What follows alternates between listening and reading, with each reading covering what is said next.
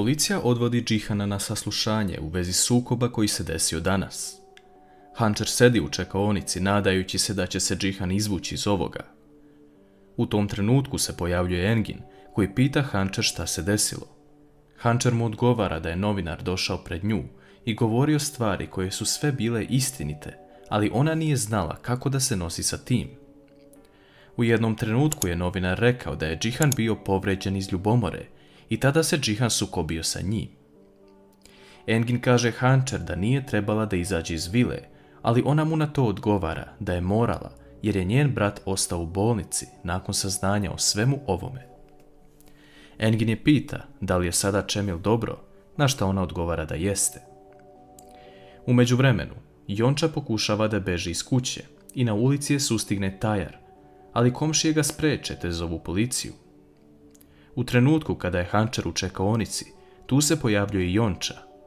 Njih dve pričaju o tome šta se desilo danas. Policija izvodi Džihana i govori da će ostati u pritvoru večeras, jer novinar ne želi da povuče tužbu. Hančer ne zna kako da ovo podnese, jer je ona kriva za sve, ali Jonča joj prilazi i teši je. Jonča također govori da Hančer ne treba misliti toliko na Bejzu, jer će ona uvijek naći izlaz. Hančer ovo postaje čudno, jer su njih dve bile u dobrim odnosima, a sad odjednom se pojavljuje ova priča. Inspektor tada zove Jonču kako bi svjedočila protiv Tajara, na šta ona pristaje. Tajar također ostaje jednu noć u pritvoru i on tada odluči da zove Nusreta kako bi mu saopštio te vesti. Međutim, Tajar ne zna da je Džihan isto u pritvoru i njihovi putevi se tu opet ukrste. Džihan govori Tajaru da ga zna od pre neki dan, a Tajar je jako zbunjen jer nije očekivao ovo. Džihan kasnije dobija obrok, ali policajac donosi Tajaru na Džihanovu molbu. Džihan govori da on spasao život Bejzi, njenom sinu, kada je došao i rekao mu za spomenik koji je Bejza naručila. Tada se Džihan otvori Tajaru, govoreći da mu se život okrenuo naopačke i da je sve što je radio bilo samo koraka propasti. Tajar mu tada kaže da mora shvatiti da su u životu neprijatelji nekada bliže nego prijatelji. Hančer i Engin iz automobila vide Jonču koja stoji na autobuskoj stanici i ponude joj prevoz. Jonča tada vidi Nusreta koji je prati i odlučuje da uđe u automobil. Ubrzo nakon toga, Jonča u strahu govori da Engin stane s automobilom na jednom mesto i izlazi. Hančer vidi da nešto nije u redu i sustigne je pitajući je da li joj treba neka pomoć. Jonča tada govori Hančer da je istina ispred nje, ali je ona ne vidi, te odlazi. Nusret kasnije stiže Bejzu blizu kuće u kojoj boravi i krene za njom, ali tada Jonča koja beži niz stepenice pada, a Nusret beži. Da li će ovo uticati na Jončinu trudnoću? Nakon toga, Nusret odlazi da se nađe sa novinarom i daje mu novac, ali pored toga i naslov koji će sutra staviti u novine, poznati biznismen se pretvorio u gradskog razbojnika.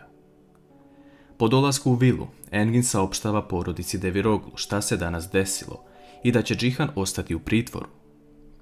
Mukadr odmah krivi Hančer za to, ali Hančer tada govori da je novinar sve znao i da je ona sigurna da neko prenosi sve vesti iz vile. Bejza se, kao i uvek, sjeti nečega što će joj pomoći sa planom, a to je da okrivi Deriju za to, jer ona također zna mnogo toga. S druge strane, Derija ulazi u kuću i vidi da je Dilara otišla, ali to nije sve. Derija vidi da je Dilara uzela neke stvari iz kuhinje, te odlučuje da ode u sobu i proveri svoje zlatne narukvice. Međutim, Derija ne pronalazi svoje zlatne narukvice i to je mnogo teško pada. Uveče, Nusret dolazi u vilu Deviroglu, a Ajsu donosi hranu Hančer jer vidi da se loše osjeća danas, ali također prenosi da je došao Nusret. Hančer odlazi u dnevni boravak, pitajući ga da li ima vesti od policije. Nusret joj kaže da nema vesti, jer je Džihan uradio takvu stvar da će ga sutra staviti u naslov kao gradski razbojnik. Nusret tada ustaje i odlazi, a Hančer kreće u sobu. Sutradan, Ajsu donosi novine Hančer i ona vidi naslov gradski razbojnik i Džihanova slika. Ona tada shvata da ovdje nešto nije u redu, jer je Nusret rekao istu rečenicu sinoć.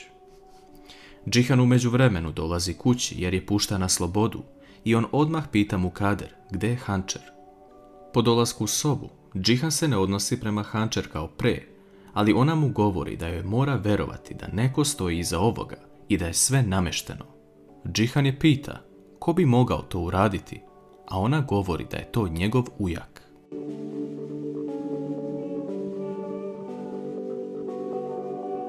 Džihan ne želi da poveruju Hančerine reči, te joj govori da je naučio jednu stvar od čoveka kojeg nije ni poznavao, a to je da su neprijatelji bliži od prijatelja.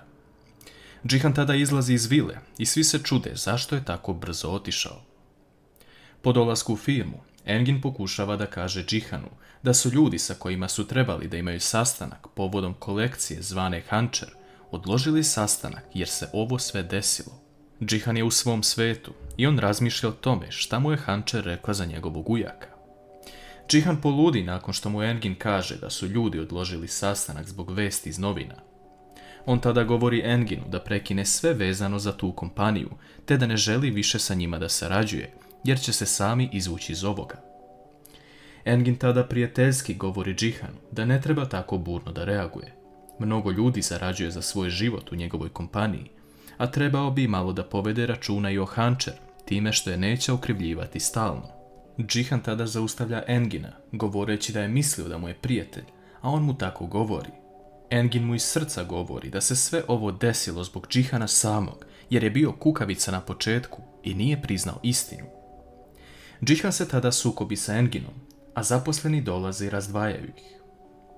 U vili, Bejza dolazi u dnevni boravak i govori mu Kader da je Hančer sve priznala novinarima vezano za svog muža.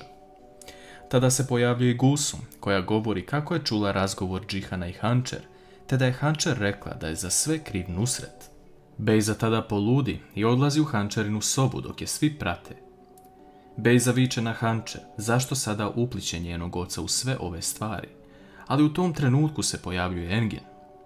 Engin staje na Hančerinu stranu, ali i govori da je jedna kompanija odložila svoju saradnju sa Džihanom i svi izlaze iz sobe. Engin je došao kako bi Hančer potpisala ugovor jer su autorska prava na njeno ime. Hančer govori Enginu da joj se sve ovo čini namešteno i ispriča mu sve vezano za Nusreta. Džihan, u međuvremenu, odlazi kod Ertugrula kako bi našao utehu i spas. On govori kako ga je na kraju i njegov najbolji prijatelj izdao jer mu je rekao sve te reči. Ertugrul mu govori da je sam krivac Džihan i da niko nije pogrešio do njega samog. Također govori da ljudi koji mu govore istinu u lice su njegovi pravi prijatelji, dok oni koji ga lažu nisu. Džihan tada okreće stranu i odlazi da popriča sa Enginom. Engin govori da nije on osoba sa kojom treba popričati, već Hančer.